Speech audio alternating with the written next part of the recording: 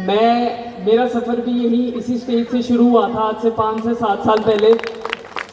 मैंने यहाँ पे वानर का रोल भी किया है, लक्ष्मण का रोल भी किया है और हर सारे रोल किए हैं जो भी मेरे को मुकेश जी ने और सारी टीम ने जो भी मुझे दिया।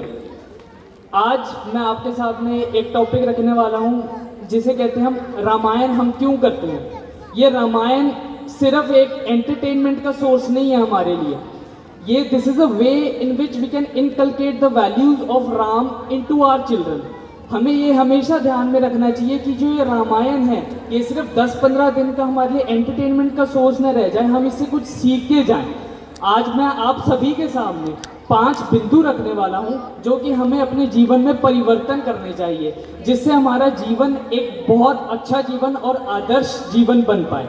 पहला चिन्ह है सामाजिक समरसता, जिसको हम कहते हैं सोशल हार्मनी। इसका सबसे बड़ा एग्जाम्पल है राम जी का वनवास। जब राम जी वनवास के लिए वन में गए तो वो एक राजा थे, तो वहां पे जाके वो ये भी कह सकते थे कि मैं आपकी झोपड़ी में नहीं आऊंगा, मैं तो राजा हूँ। बट वो जिस किसी के भी घर में गए, जिस भी समाज के घर में गए, अगर वो नीचे बैठ के खाना खाता था तो उनके साथ नीचे बैठ के खाना खाया, अगर वो चेयर पे बैठ के खाता था तो उसके साथ चेयर पे बैठ के खाया।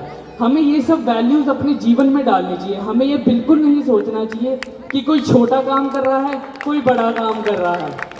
दूसरा चिन्ह जो आता है कुटुंब प्रबोधन, जिसे हम कहते हैं फैमिली अवेकनिंग, ये आज की डेट में सबसे ज़्यादा ज़रूरी है। आज के समय में जब सारे ही फ़ोन में ही घुसे हुए हैं, हमें फ़ोन को थोड़ा देर त्याग के अपने बच्चों के लिए, अपने बड़ों के लिए एक रिजुविनेटिंग टाइम ज़रूर निकालना चाहिए। हमें अपने बच्चों के बारे में पता तो चले कि वो स्कूल में क्या सीख रहे हैं, या फिर हमें अपने बड़ों के बारे में पता चले कि वो किस स्थिति से गुजर रहे हैं।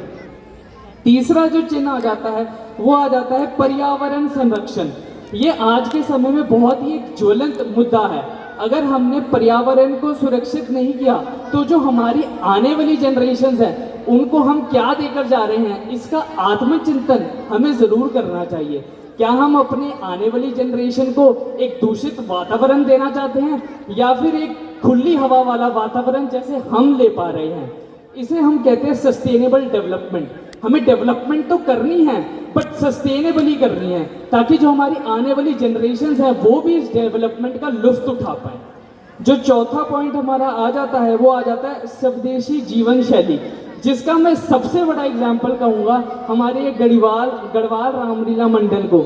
इन्होंने अपना जो स्वदेशी कल्चर है वो आज की डेट में भी जीवित रखा हुआ है और बहुत ही अच्छे से जीवित रखा हुआ है। मैं सारे कलाकारों का बहुत ज़्यादा शुक्रिया करना चाहूँगा।